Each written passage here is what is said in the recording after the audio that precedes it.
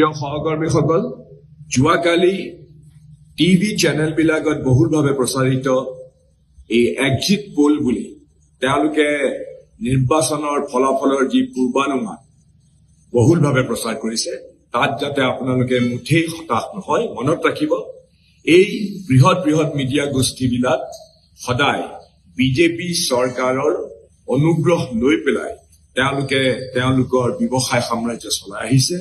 মুঠতে এটা কথা মনত ৰাখিব লাগিব যে আমি আশা কৰিছো যে অহা 4 জুনত আমাৰ নিৰ্বাচনৰ ফলাফল আশানুৰূপভাৱেই হ'ব আৰু আমি প্ৰত্যেকজনে কাউণ্টিং এজেণ্টসকলে, মোৰ সহকৰ্মীসকলে আপোনালোকে ধৈৰ্য আৰু সাহসেৰে সৈতে একেবাৰে শেষলৈকে যাতে আপোনালোকে এই নিৰ্বাচনৰ ফলাফল গণনাত ন্যায়ভাৱে চলে, তাৰ বাবে আপোনালোকে সদায় ন্যায়নিষ্ঠ হৈ থাকিব।